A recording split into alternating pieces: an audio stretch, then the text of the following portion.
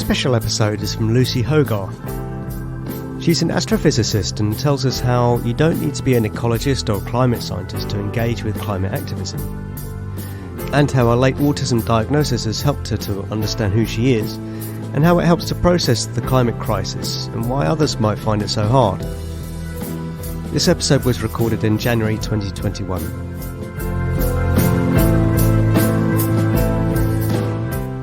I started off always thinking I was going to be an artist of some sort. I never was very good at science or maths as a child. It was only really until my A-levels that I decided that I'd always had a fascination with astronomy in particular. I'll teach myself how to do the maths A-level and I'll sit it with everyone else. And I got 100% in it, which I guess goes to show that people change over time, and I often think that the educational system tries to channel you. So I decided after that to take a PhD in astrophysics. I suppose it's always been quite difficult juggling the art side, which has stayed with me with that. It definitely feels like two competing sides. I was diagnosed with autism at 20 years old, like many women, being diagnosed later in life. Later diagnosed with ADHD as well. I'm used to seeing life from a very different perspective, and as I've got older I've become more and more aware of how I work, who I am. What made you think you weren't good at maths? Well, I was never very good at concentrating in classes very much. I would tend to go off into my own world. I tended to make out of pens and rulers, pens have a little clip on the back. I used to make little aeroplanes out of them and be in my own little world. So I suspect not listening was part of it. I think also being autistic, with hindsight, probably had an effect, that my learning process was different. And I think the way that classes were set up perhaps didn't really work for me that well. And I think my brain had changed quite significantly by the time I started to look at maths again. Yeah, I had a similar thing at school, thinking that I wasn't particularly good at maths. And it was only later on in GCSE where I had coursework where the creativity behind maths really became a bit more clear. Sure, yeah. When I had, as part of my degree, some lectures given by the maths department, frequently the lecturers would admit that they were absolutely awful at arithmetic. Wouldn't be able to do the basic times tables, and yet they were incredible theoretical mathematicians. So I think they are two different mindsets completely, and they do get lumped together when you're learning maths at a younger age. I did have a very inspiring art teacher, which I don't think she ever quite understood that. I said that you inspired me to go and study physics. But what I meant by that was that she gave me a lot of confidence in my own ideas and being able to work on my own projects and being able to express myself in perhaps a way that I hadn't really experienced before. A lot of the art I produced for my A-level art was based on physics. And at what point did you think about joining XR? I'm not sure if I quite believed them, because I was just thinking, well, I'm a scientist. Surely I'd know if that was the case. I should know that stuff. And I didn't. And then reading the 2019 UN report, I was completely stunned, because they were right. They were completely right that I hadn't known for so long that this was an issue which was affecting our lives right now, and that if we didn't do anything about right now was going to be disastrous.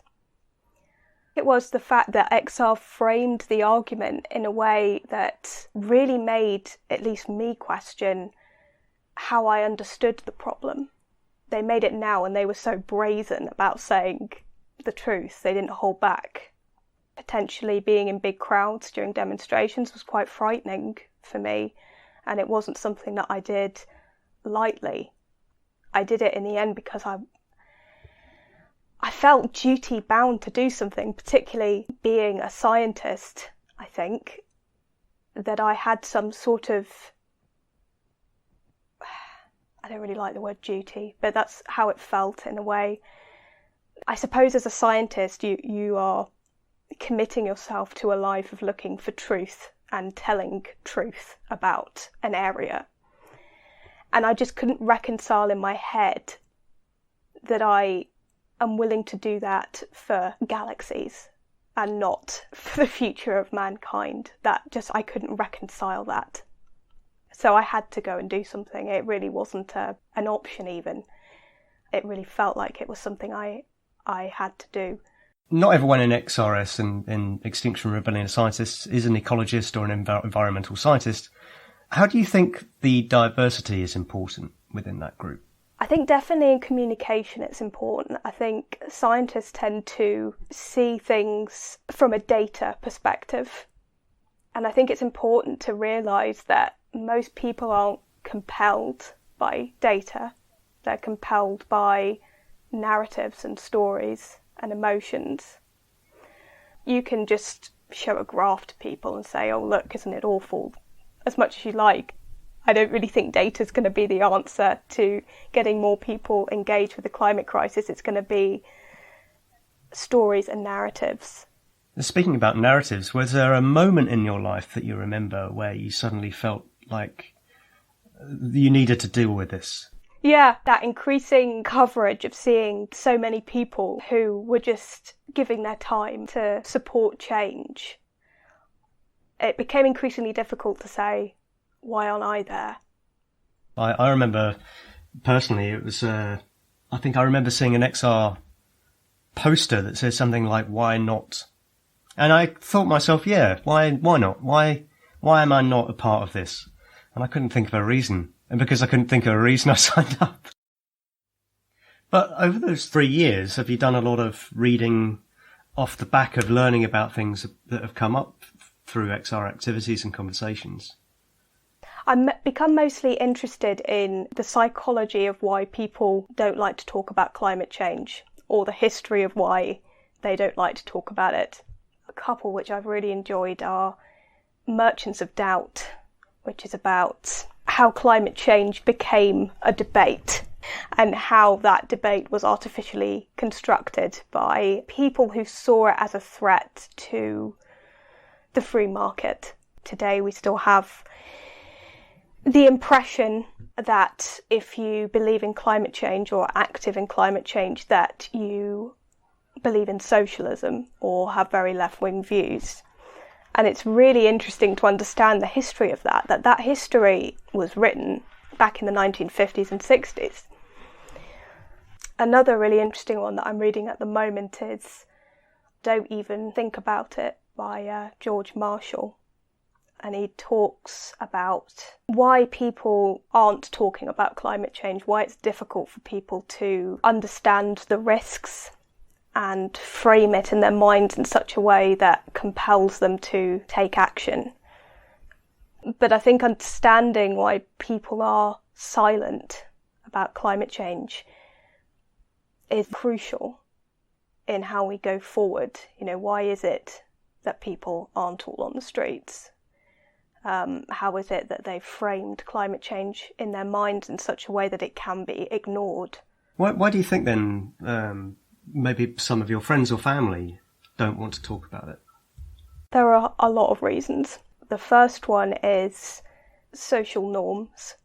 A lot of the way that people excuse their behaviour or explain their behaviour is by saying that other people around them are not doing anything. If you say to someone, oh, isn't it awful that the government aren't doing anything about climate change, they'll say, oh, well, you know, China's not doing anything, India's not doing anything.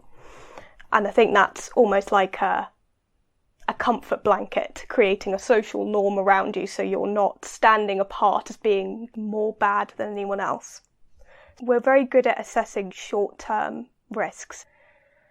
If I'm immediately in the way of a car, I can understand that risk and I can get out of the way of the car. With climate change, it's a bit more confusing.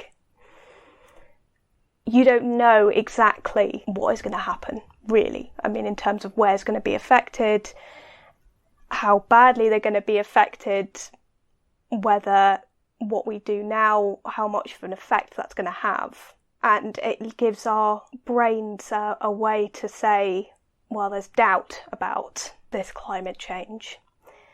So maybe it's better for me to reap the short-term benefits of doing nothing. And then there's the political element. So that feeds into people's narratives as well, as the slight doubt over where, when it will affect us. I think there's a perception that climate change happens somewhere else, especially for Western countries. I think there's an impression that it won't affect them, or they'll be protected in some way. I don't think humans are very good at understanding, or don't want to understand, that they need to protect others as well as themselves. Sadly, I think a lot of people feel that they're quite safe.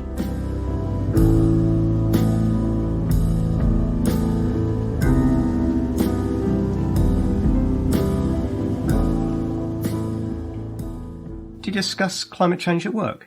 I have done occasionally. Certainly before the lockdown, whenever people were, because scientists were always jet-setting all over the world for conferences, I would occasionally question that and say, yeah, maybe we could do a virtual seminar this time from our group. We don't need to send anyone out there. It would usually be met with silence of people, looking at the ground and not really knowing what to say. And then there would usually be a person creating, as I said, that social norm around them of, well, us going isn't really going to affect the climate. But these are scientific guys, right? They really know all of the things that you mentioned. Yeah. So what is it about that group of people still not really grabbing this and doing anything about it? It's a very difficult thing to understand, how people can individually act knowingly that they're harming themselves and everyone else around them. I guess it's that tragedy of the commons idea that individuals can act to harm the whole. And I don't know if it's just become an unspoken rule that you don't talk about it and you don't think about it in our society. Have you ever been called out for being contradictory in terms of flying or eating certain foods or doing certain things that have a high carbon footprint? I think only by myself. I've become increasingly conscious over the last 3 years about things that I do. I'm pretty sure I will never fly again. I haven't flown probably about 5 years. I became a vegetarian because I found it increasingly difficult to excuse eating meat. I don't buy new clothes anymore. I only buy from charity shops. So I don't think anyone's ever called me out from memory, but I've definitely become more watchful of my own behaviour and calling myself out when I'm doing something that I think, maybe there's another way that's slightly less carbon emitting that I could do this. Do you think that XR is a predominantly left-wing group? From the people I've met, yeah. So I would say liberal, left-wing, middle class would describe, and white would describe the demographic pretty well. Do you think, though, that means that people who are more right-wing would see XR as more of a political lefty organisation and therefore don't want to be a part of it? Absolutely. I think it gives them a reason to ignore it, in fact, because we all see issues as framed within our own biases and opinions. If you're going to try and radically alter the way the market is running, you have to put in some sort of regulation. And I think for many conservatives, that is a very difficult concept. Climate change ultimately challenges the free market model completely. I mean, because it's saying the free market is destroying itself. It's a massive failure on a scale which is very difficult to comprehend to many who are believers of it. Do you think that being an XR is going to make any difference? It's a very good question. One that I've been struggling with a lot lately. You feel the urge to do something, but that doesn't stop you realising on a large scale, how many people am I actually reaching? And am I just talking to the converted all the time? I don't feel like there's an area of my life which isn't touched by climate change in some way. It's like the Australian fires. It just, once it starts touching your life, it just starts burning away at everything else. How did the Australian bushfires affect you? I was hoping, in a way, that even though it was awful, that it might be a bit of an awakener for people, especially Australia, actually, because they've been fairly reluctant to accept climate change. I mean, it's very difficult to say individual events are due to climate change. You can only say that those events become more likely due to climate change. I was hoping that the fact that they had decided to say this individual event is likely to be the start of more to come, that it might trigger people to realise, gosh, this is a now issue, and what if that's us next year? But it doesn't seem to. I often thought that the reason that Western countries weren't, or richer countries weren't acting, is because they thought it was not a Western world problem, and that it was going to affect places like Africa or the Middle East or Asia more, or the global south generally. Evidence is saying otherwise. We've had many events recently where rich countries and rich areas have been affected, and not just by fires, by flooding too.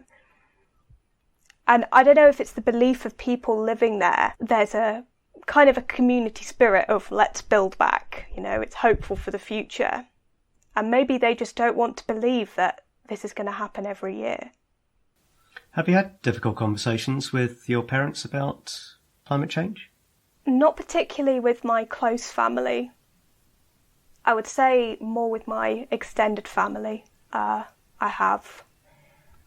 remember it was the Christmas before COVID when I was having a meal with my extended family, and they were talking about flying to the Maldives for, I think, the third time in a year. And I just couldn't really contain how I felt about it, so I challenged them about it, and I said, maybe you should consider going on holiday somewhere in the UK this year.